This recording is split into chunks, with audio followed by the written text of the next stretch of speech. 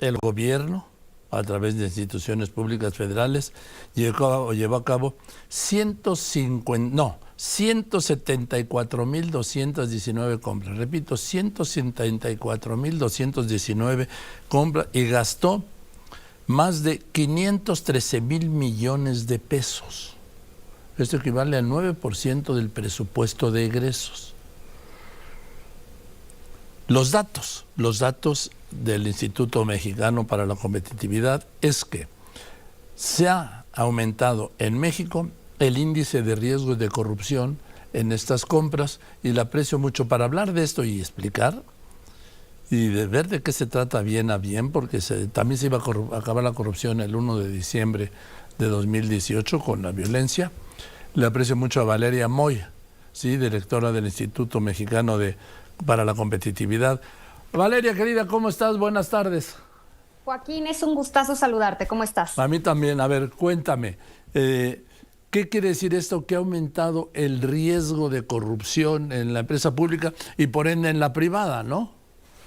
Bueno, desde luego, ¿no? Todo este tema de corrupción siempre tiene dos patas, ¿no? Tiene dos lados. Mira, nosotros en conjunto con algunas instituciones, casi te diría supranacionales, el INCO ha estado siempre investigando temas de corrupción, pero desde una perspectiva de competitividad, desde una perspectiva de cómo mina esto un uso correcto y eficiente de los recursos, ¿no?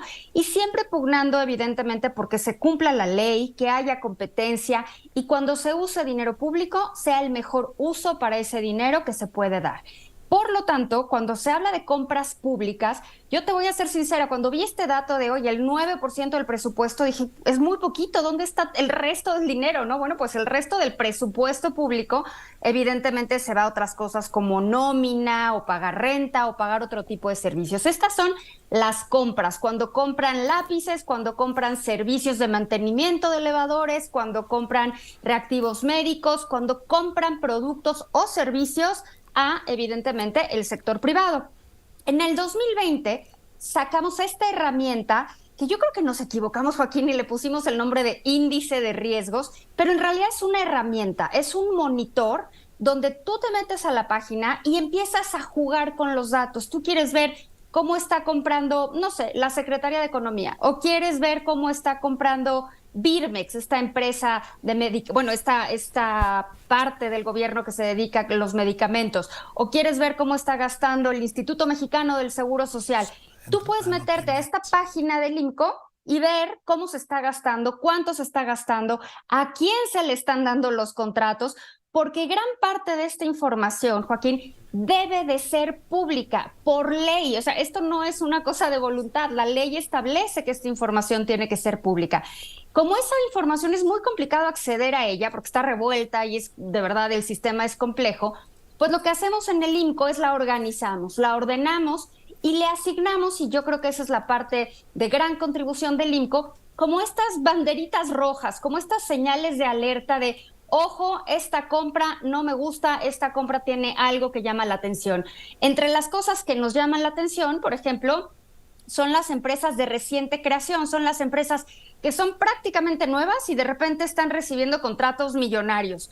O también hay empresas fantasma y también las detectamos. Y también hay empresas que ya han sido sancionadas, que están, por decirlo de alguna manera muy sencilla, en una lista negra de proveeduría al sector público y de todas maneras se les hacen compras. Entonces, lo que hacemos es ver estos proveedores y les decimos, estos son proveedores de riesgo, estos son proveedores riesgosos. No estamos diciendo estrictamente que haya corrupción, pero que podríamos, estas compras o estas transacciones sí tienen algo que llama la atención, sí tienen alguna bandera de alerta que podría decir hay que tener cuidado y hay que monitorear mucho mejor estas compras. Y lo que vemos es que, bueno, desde luego, Joaquín, no se ha acabado la corrupción, no solo no se ha acabado, en este año, en la última edición del índice de riesgos de corrupción que publicamos ayer, lo que vemos es que el 70% de las entidades que hicieron compras públicas incrementaron su riesgo de corrupción, es decir, están cayendo en prácticas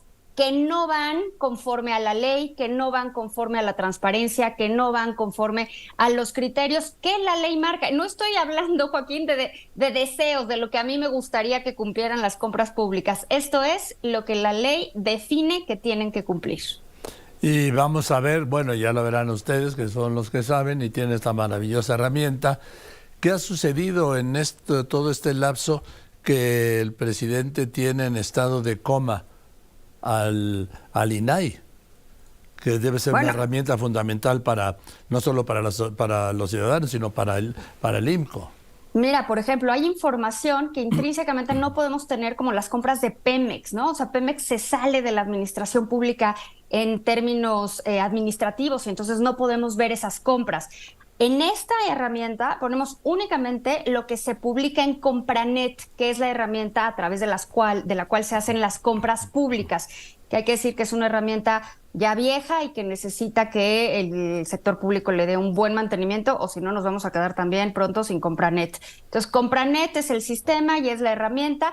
Esta información que nosotros ponemos a disposición de todos no proviene de las solicitudes de información que le hacemos al INAI, que ese es otro tema y que por supuesto que es terrible lo que está sucediendo en el INAI. Esta es información que todas las instituciones públicas federales tienen por ley que hacer pública y disponible. Por ejemplo, si dan un contrato te voy a usar el ejemplo terrible, un servicio de mantenimiento de elevadores, pues tienen que publicar ese contrato, tienen que publicar los datos de la empresa a la que están contratando, tienen que publicar dónde se ubica geográficamente, cuál es la dirección de esa empresa, tienen que dar información y, por increíble que parezca, muchísimas veces no dan la información o ponen información que no viene ni al caso, ponen información, o sea, en lugar de poner el contrato, ponen otra cosa, ponen otro documento, simplemente como para subir algún documento y no cumplir la ley. Entonces, lo que nosotros hacemos es ir monitoreando todos estos procesos de compras públicas. Créeme, es un trabajal, pero me parece que es una herramienta que tendríamos todos los ciudadanos, y en particular el medio periodístico, que usar más, porque a través de esta herramienta podemos detectar casos que van más allá de la corrupción y que pueden terminar en tragedias como la que vimos la semana pasada con esta chiquita que murió atrapada en un elevador. Supongo, Valeria Moy, que lo de Segalmex es un pozo sin fondo, ¿no? Lo de Segalmex Lo de Segalmex es un pozo sin fondo, lo de Birmex es un pozo sin fondo. Estamos viendo un incremento en el riesgo de corrupción en el puerto de Salina Cruz, que sinceramente no es que esté en el radar así como público, que lo leamos continuamente, pero el puerto de Salina Cruz es una de las entidades que están gastando más y de forma más oscura, por decirlo de alguna manera. Y bueno, tenemos otras que salen bien, ¿no? El INEGI normalmente sale muy bien evaluado y bueno, pues hay temas que tenemos que seguir revisando, porque en efecto, Segalmex es un pozo sin fondo, Birmex es otro pozo sin fondo que tendríamos que revisar muchísimo más qué está pasando ahí, porque ya no son solo las adjudicaciones directas, Joaquín. De repente hablábamos como, bueno, suben las adjudicaciones directas. No, ya no son solo las adjudicaciones directas. La ley establece que se pueden hacer adjudicaciones directas, pero tiene que haber una justificación clara para hacer esas compras directamente. Ni siquiera ponen la información de por qué se hace una adjudicación directa. O sea, estamos viendo pues ya un comportamiento francamente riesgoso, mal uso de los recursos públicos en este caso, y sí, bastantes banderas, bastantes señales de alerta de que las cosas no son tan transparentes, no son tan claras y que, bueno, evidentemente la corrupción no se ha acabado, pero ni de cerca, Joaquín. Birmex es la empresa de las medicinas. Sí, Birmex es la empresa de las medicinas, es esta empresa que se creó, ¿no?, para generar los reactivos médicos que se necesitaban. Veo aquí que dice más de 13,000 adjudicaciones directas, el 16%, no contaron con el documento del contrato a disposición del público y poco más de 2,000 licitaciones públicas estuvieron incompletas. Eso es justo lo que te digo. La ley señala con mucha claridad que si se hace una adjudicación directa o cualquier transacción, tienen que subir el contrato. Y todo, cuando te digo subir el contrato, me refiero a lo tienen que publicar en Compranet para gente que, como tú y como yo, nos interesa el tema, nos podamos meter y ver si la empresa a la que le están comprando, no sé, Joaquín, los lápices, es una empresa que verdaderamente existe, que existe el contrato, que esa empresa verdaderamente vende lápices, o sea, que tengamos información de cómo se están usando los recursos públicos, que al final del día son recursos que provienen de todos los mexicanos que pagan impuestos. Y eso es lo que estamos viendo que simplemente ya no cumplen con esos requisitos, con esas obligaciones que marca la ley. Y por eso uno de los rubros que checamos en este índice de riesgo de corrupción es el de cumplimiento de la ley. Hay 3, es competencia, transparencia y cumplimiento de la ley. La primera vez que hicimos este índice, dije, ¿por qué vamos a tener un pilar o un grupo que se llame cumplimiento de la ley? Pues la ley es la ley y se tiene que cumplir. Pero pues para mi sorpresa, no, la ley no necesariamente se cumple en materia de compras públicas. Y sí, están obligadas a subir contratos, a subir información de la empresa y simplemente, Joaquín, pues suben lo que quieren, cuando quieren, incluso después de empezado el contrato, después de que ya empezaron la proveeduría de los servicios o después de que ya se hicieron los pagos, pues van ajustando todo lo que no cumplieron en su momento, ¿no? Yo creo que esta herramienta nos permite señalar malas prácticas que sinceramente, Joaquín, tendríamos que movernos ya más allá de esto, porque sí, las compras públicas, pues sí, se vuelven una fuente muy importante de corrupción en el país y ni de chiste se ha acabado, y te diría que el riesgo no solo no ha disminuido, sino que en esta última edición dimos un incremento sustancial en el riesgo de corrupción. Dime una cosa, Valeria Moy, presidenta del IMCO, el Instituto Mexicano para la Competitividad. El presidente emitió un decreto para declarar de seguridad nacional sus obras emblemáticas, así les llaman, sí, y después la Corte le dio para atrás, pero emitió otro. Sí. En ese momento se tiene acceso a las cuentas del Tren Maya, de la refinería de Dos Bocas, del proyecto transísmico y del AIFA, por decir, y de los nuevos aeropuertos del sureste, sobre todo en Chiapas, por decir algo, y en Quintana Roo. La respuesta muy contundente y muy clara, Joaquín, es no. Nosotros sabemos, por ejemplo, que en el caso del Tren Maya, su costo ya va a más del doble de lo que se había presupuestado inicialmente, 2.4 veces de lo que se había presupuestado inicialmente, y me encantaría decirte en qué se ha gastado ese excedente o esa diferencia con lo presupuestado. Desafortunadamente, como bien señalas, existe ese decreto que declara que esa obra es de seguridad nacional y por lo tanto ni tú, ni yo, ni nadie puede saber cómo se están gastando los recursos específicamente en ese tren, ¿no? Y en cualquier obra pública. Te puedo decir, sí, se ha gastado más del doble, porque esos son datos que vienen del presupuesto, pero no sabemos en qué se están yendo esos gastos. Entonces, no, ese decreto sigue vigente y ese decreto me parece que es muy nocivo para la transparencia del país. Esto también se aplica obviamente para la refinería de Dos Bocas. Por supuesto que sí, exactamente lo mismo para toda obra pública. Sí, lo que te quería preguntar sobre Dos Bocas, ¿tienes algún dato sobre el incremento o sobre lo que haya rebasado el presupuesto original? ¿Te acuerdas que el presupuesto original era 8,000 millones de dólares? Incluso sí. Cuando se hizo esta invitación a 4 constructoras, dijeron que no había manera de construir una refinería con las características que se solicitaban por 8,000 millones de dólares. Y entonces el presidente fue cuando dijo, no, pues si ellos no pueden, la hacemos nosotros. Y bueno, Joaquín ya va en más de 16,000 millones de dólares. Entonces ya va bajita la mano en el doble de lo presupuestado inicialmente.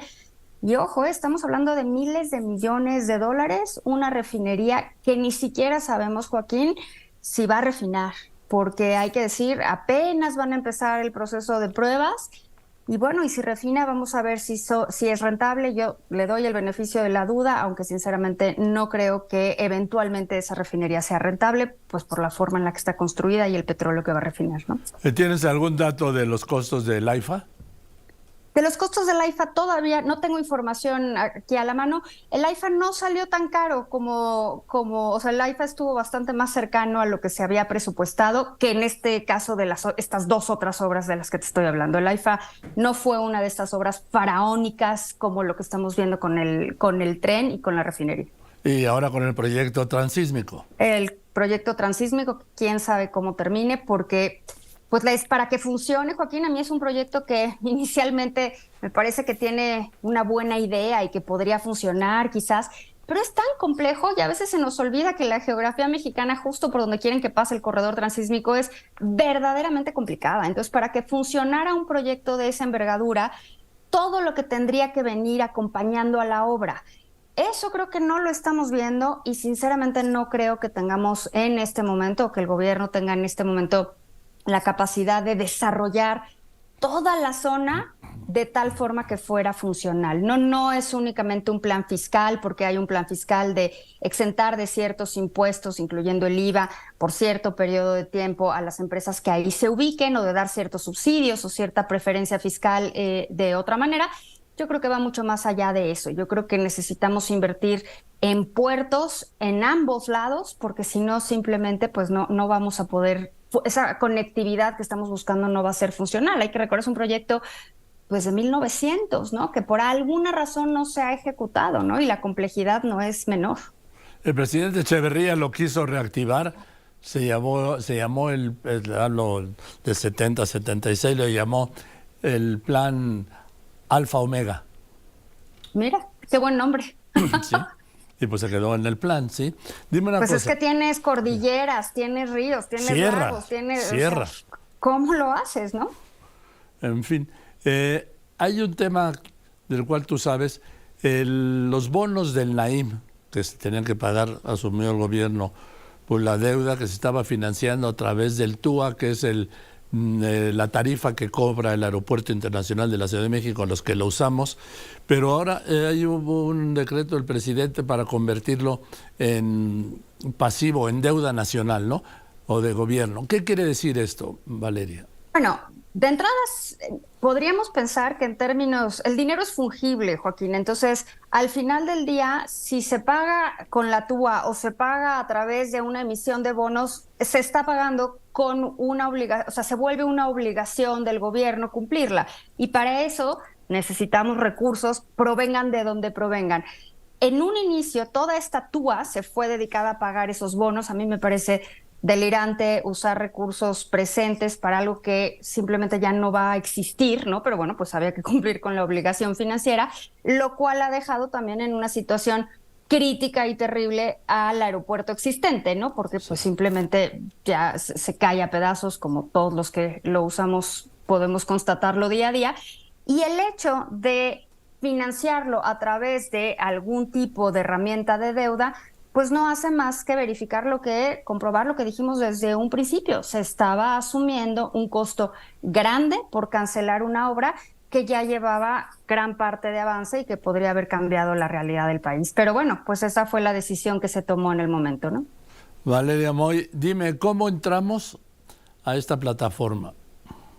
Te metes a la página del IMCO, es muy sencillo, imco.org.mx/riesgos de corrupción.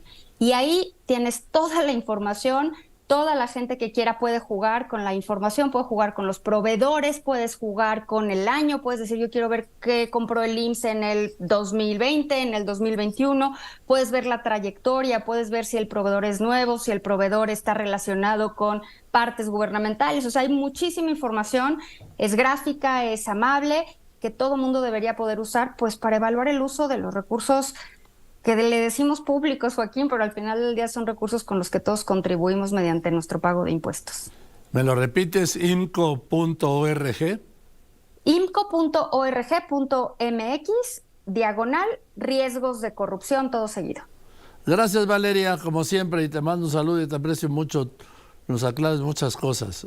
No, gracias a ti, Joaquín. Gracias por tu espacio y por tu audiencia. No, Gracias. Gracias por tu participación. Te mando un abrazo, que estés muy bien. Valeria Moy, presidenta del Instituto Mexicano para la Competitividad.